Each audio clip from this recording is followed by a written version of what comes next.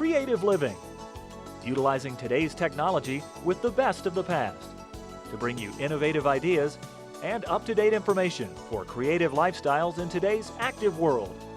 With your host, Sheryl Borden. I'm so glad you joined me today for Creative Living. We're going to learn to use ribbon and needlepoint designs. We'll talk about living a more simple life, or as my guest calls it, life unplugged.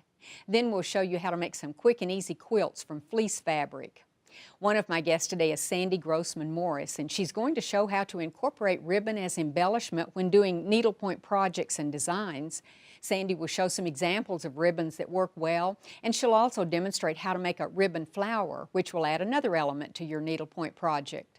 Sandy's company is Sandy Grossman Morris Design, and she lives in Brentwood, California. We'll also visit with Sue Hansen, and she's a motivational speaker. Sue says, and I quote, "As crazy as it sounds, it takes a lot of energy to live a simple life." She's going to explain what she means by this and tell us what steps she suggests to getting that liberated feeling. She says that living more simply can benefit us in many ways, and one way is saving money. Sue's business is Sue Hansen Speaks, and she lives in Montrose, Colorado. And we'll begin the show with Nancy Lovett, who is a sewing instructor from Albuquerque, New Mexico. Nancy says that piecing fleece to make quilts can result in very bulky quilts. She's going to show a non-traditional technique that reduces all of the bulk and results in a very beautiful quilt. And fleece is so nice to work with because it doesn't ravel, so that reduces some of the work involved when piecing fabrics together. Nancy, you and I have talked about how when you sew, you never throw a scrap away. But I have to admit, when I've sewn with fleece or some wools and things, they really take up a lot of space, which also correlates to the fact that when you sew with them, they're bulky. They are bulky. Polar fleece scraps take a lot of space. So what we've started to do in one of my sewing groups is we cut up our scraps and we put them all together. And we've been making quilts that we donate. For charity. For charity. That's on there. wonderful. And so we have here, this one was the first one that I tried. And it's polar fleece quilts are bulky. They just are really bulky. And polar fleece is such a nice, soft, drapey fabric. And so this technique, you butt the pieces together, which I'll demonstrate in a minute, but you get rid of all the bulk so that the end result is still soft and cuddly and drapey. On there, you can see these are some fun ones that we did from our collection that everyone donated. And like you say, using up all those scraps, just cut the blocks out. That's the time-consuming part. But it gets rid of those piles of scraps on there. This one was fun. We even used our long, skinny scraps to do our borders, and we actually attached our borders using the same technique. And it's very strong. It's stretchy, it's strong. Polar fleece doesn't ravel, so it's just a delightful technique. Now, these are all 6-inch squares that we used for the quilts that we did this year. Last year we did rail fences, so we were able to use a lot of the longer skinny strips to be able to use these on there. So but the technique works on whatever size you want to do. No matter what it is, and it's just a fabulous way to get rid of all those miscellaneous scraps that we happen to collect. What the key with this is the presser foot that you choose to use. And I like to use the edge stitch or the edge joining foot. A foot similar to this is available on almost any brand of machine so that you're able to do this. That guide helps you keep those two pieces together while you're stitching on there. The stitch that you choose, you want a stitch that swings to the left and to the right. So a simple zigzag would work. Would work on there. Those I think are done mostly with feather stitch. I'm quite attracted to the feather stitch these days. It's a little fancier looking. It is. You can use the plain colored thread, variegated threads, fun threads, whatever you can use on those. Serpentine stitch, as long as the stitch swings right and left. But is it hard to keep them, you don't tape them underneath or anything like that? You don't get to pin. You could tape, I guess, if you wanted to. But what you'll find is that if you're using that guide to hold the pieces together, you're just going to, you have to pay attention a little bit, but you just keep those two pieces together and the machine just swings right and left and catches those pieces. And we can adjust the machine for a wider stitch if we want. So With that, or a closer together stitch as you go along with that. and use contrasting thread or metallics, or I guess you could just use anything. All sorts of fun things. Now, I mentioned that you have trouble pinning your pieces when you do this. I chain piece, and so I would put in my next set of blocks, and I would Not put those cut at the end. and not cut at the end, so that when I, depending on yeah. how That large looks my familiar. quilt is going to be, So you didn't I would cut put all here. my pieces. You can see that I've left those attached. Then when I go to do the next row, It holds it for you. they're all together, and I'll start here at the top. I'll run down, and they all line up, and it's done. Great. And the I've got scraps are some I'm used ready up. to start this weekend. This is a great way to use up these. And like you say, it eliminates the bulk. That's the best part of this, isn't it? It's great fun, and the scraps. Well, thank you so much. This is a great technique. Thank you.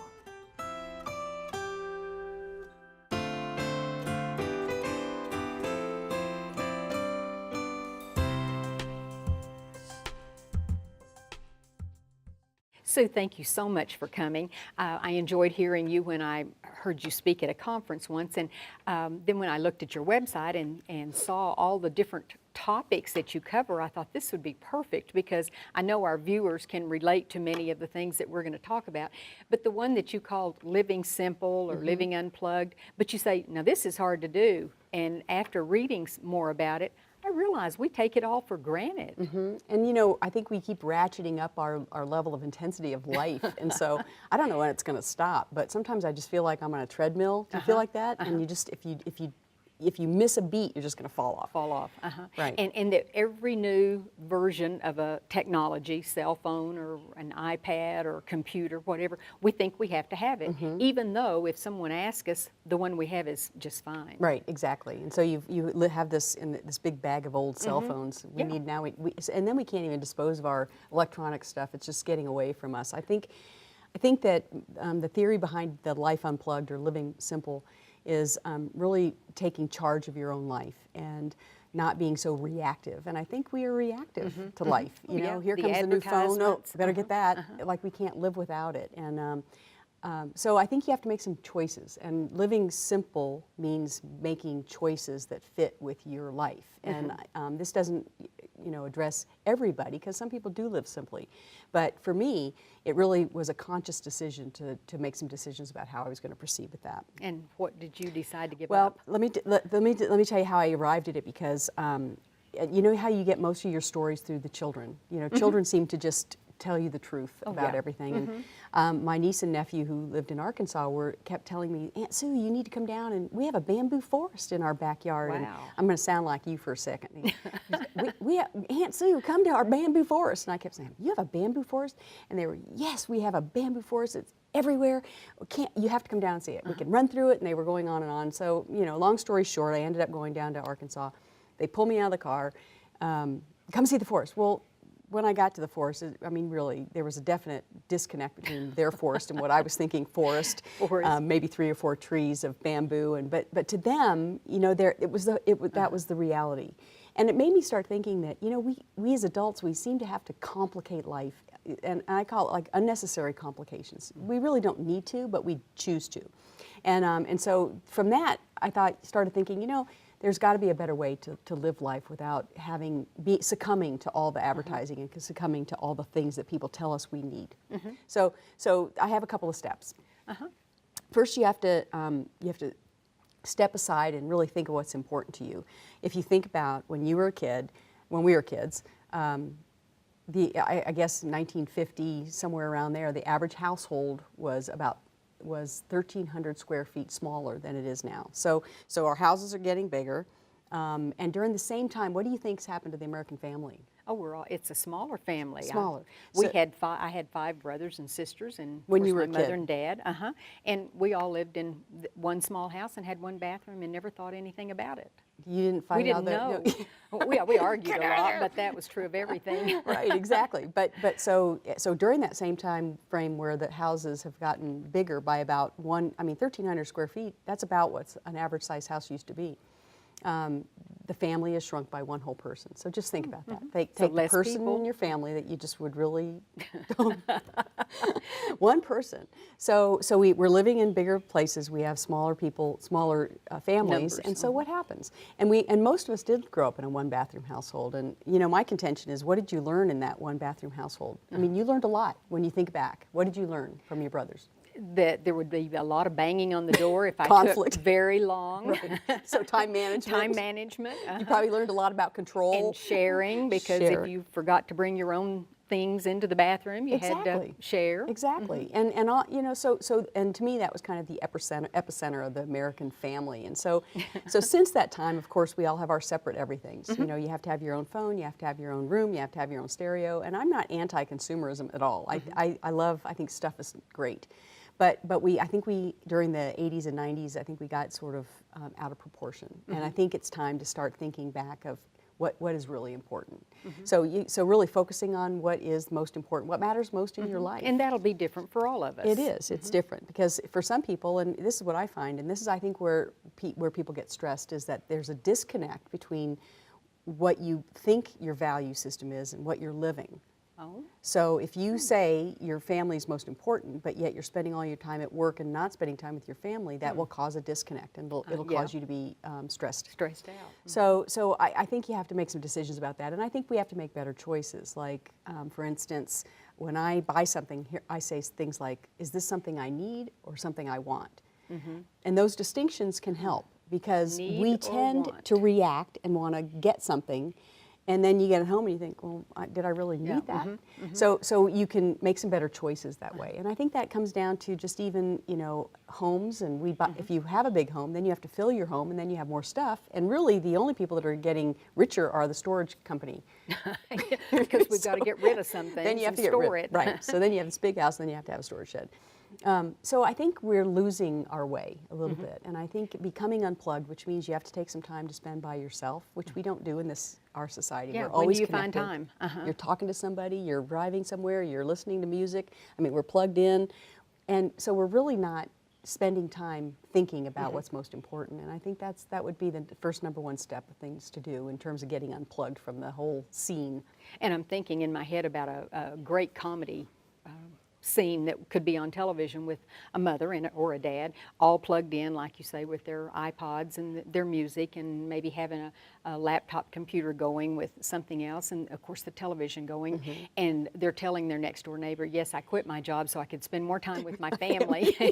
Listening to the same music. Not. Really. They're not listening to the same music. Right. So it's a sad commentary, and I think I think we have to make some decisions about that. And another thing I think you have to do is you have to think about not listening to what your neighbor does. And my mother used to say, don't keep up with the Joneses. I never did find out who the Joneses were, but the point is well taken, is that you get caught up in that, and then you have to have that next thing, and then it has to be better. So you have to be. I say it takes a lot of energy to be unplugged. You think it wouldn't, but it does, because it's those things are so captivating and alluring, and everybody wants the next iPhone. But do you really need the next iPhone? And the energy saving comes after you've made some of these changes in your life. Sure. Because then you have time to do some of those things that you wanted to do. Exactly. And if you really thought about it, if you stopped spending money on things you didn't need or you didn't want, but you just needed, then maybe it frees up your financial situation to be debt-free. And then if you're debt-free, you have all the freedom in the world. And think of that stress reduction. Yeah, exactly. That would be great. So you can make really a lot of choices once that happens. So I think we just need to take control over those thought processes and get a handle on it. And not only us, but think about our kids, or in my case, my grandkids, what they do in their spare time, and yet they think nothing about what they're doing, because that's all they've seen and seen us do. Right, exactly. And I had a friend that was just really stressing out over what kind of vacation they should take their little children on. I think they had a 6- and a 4-year-old, and she was, well, maybe we should go to Europe, maybe we should go to Paris, maybe we should, And I said, they're young.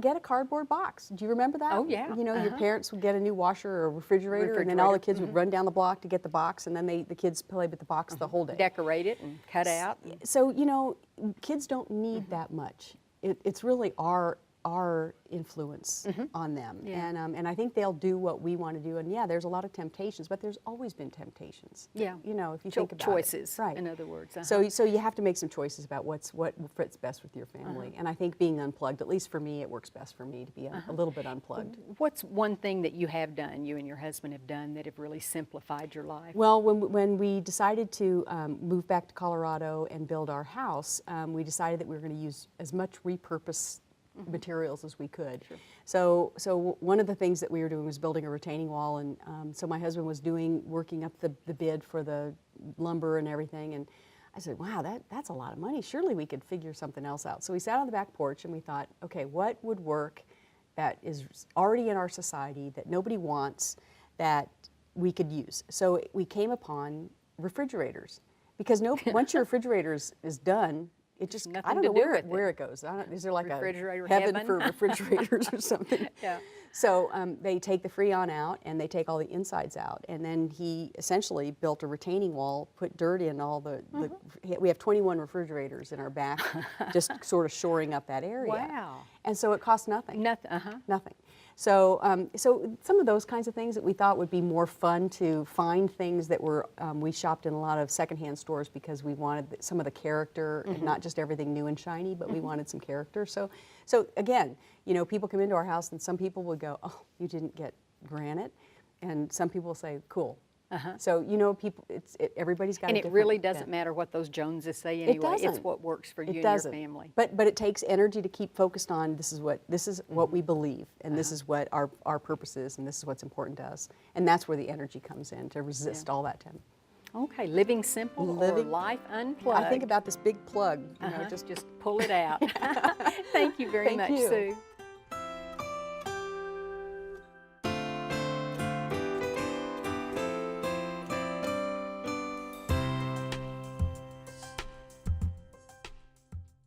Sandy, thank you so much for being with us today.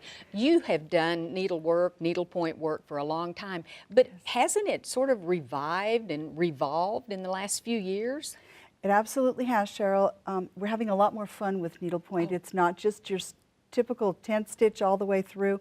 We have lots of fibers and threads that are available in the shops now that just didn't exist even a few years ago. I see. Well, I know I'm amazed at the things that are available now in all of the craft industry. Yes. Now, this is just adorable. I said I'd never thought about making a stocking for anything except Christmas. This is a happy birthday stocking, and this is needlepoint. What's so unique about this? Well, this uses a lot of different techniques and different stitches, different fibers. You've got all these little sequins and buttons and things that really make it pop.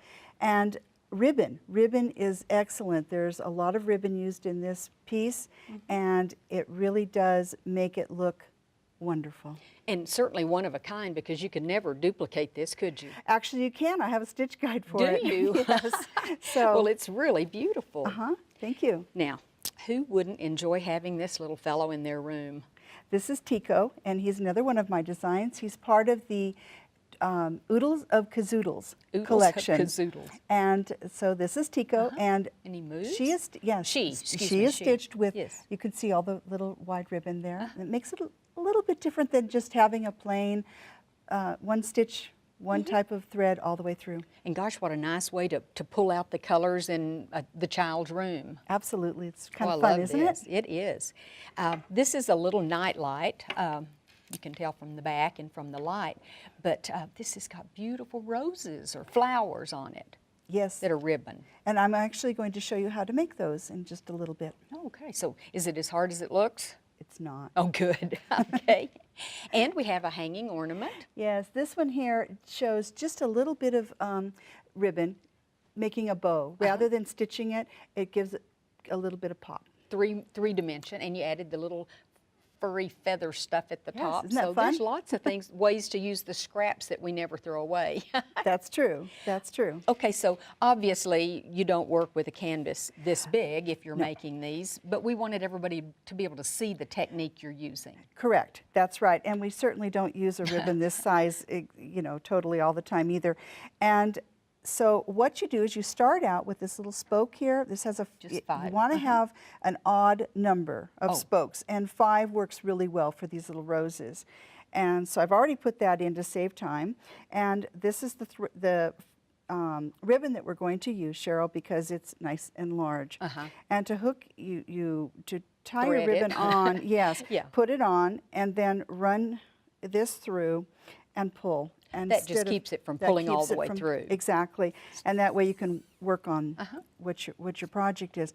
Now you come up next to one of these spokes. Next Actually, to you can it, come, well, you okay. can come in the center here, hold this, and bring this down. You can see you want to leave some here that you're going to be able to So stitch don't in pull it all later. the way through. Don't pull it all. Okay. So you kind of want to hold that. Now, this is the simple technique. You just go under, over, around and around and around until you get this the size that you are planning for. So under. Now you're just going under the thread. Under you're the not going through the canvas. Not through the canvas. This is all done on top of the canvas. So we've gone under here, and the trick that you're going to want to do is you want to twist this. Oh, you do want to twist it. And so you don't want to keep it straight. So we went under, so that's over, and then under. Every other one, okay. got Every it. other one. And you just, and the first couple of stitches are going to look a little bit weird. And you're pulling it pretty taut. I am Yeah. for this center here, then over and under. You skipped one and then you went over. Correct. I mean under it, excuse Over me. and under. Bring this in. And then again. Just we're make gonna sure go your ribbon's over twisted. and under. I see why you need the odd number now, because otherwise it would be the same pattern all Exactly. the way around. Yes. So we can set this down a little bit maybe. Is that okay? So we've gone under, then over this one. Bring this. And you kind of are pushing those to the center to make them I am. tighter, I guess. Or Yes. closer together. Exactly. So we'll bring this. Well, I kind of like using this big canvas and big needle. I can see this really well. That's true. So we've gone under here, so we're going to go over this one and under. And if you didn't twist your ribbon, it would just be flat all the way around, wouldn't it? Yes. I see. And you can actually do this technique in embroidery or anything else too that that you have, on fabric Oh, that you could do. so Because it wouldn't have to be on a canvas. would not. I see. But what a nice addition to something. So we've gone over here, under this one. And we'll go over this one. Now you can see those are It's starting to form. these little flowers. So over this one, under here. And you could go on and on. It ends when you get to the end of the spoke. Is that right? Exactly. And then if you want a smaller rose, then you just go make your spokes smaller. So under, And over. again, bigger. If you were and- putting this on a pillow top, for instance, you could make it quite large, 3 inches or so. You could go or- as large as you wanted, actually. Yeah. So see, this is starting to form It your is. rose. Now, how would you tie it off? How would you end it? To end it, I'll just go through here and just go under. Right, kind of toward the middle, not Well, through one no, of the you can do it spokes. right next to it. Next yes, to It'll it. bury itself in there. Oh, And so then what you want to do is you can take this and cut it, and then take a needle and thread and just bring this down underneath and do a few stitches. Stitches to hold it in flat. place. I Now see. this And you isn't kinda the best play with looking it one. to- play to- with it, and it'll make it amazing. look really nice. These are ones that were done. This is on 13 count canvas, and so you can see the difference. I see. Well, I think I'd practice on this. Once you get the technique down, you could use any size, couldn't you? Absolutely. And this is actually a rayon ribbon. Silk ribbon works much better. Oh, I bet it does. Yes. Oh, well, thank you very much, Sandy, for showing us how to do this. Thank you.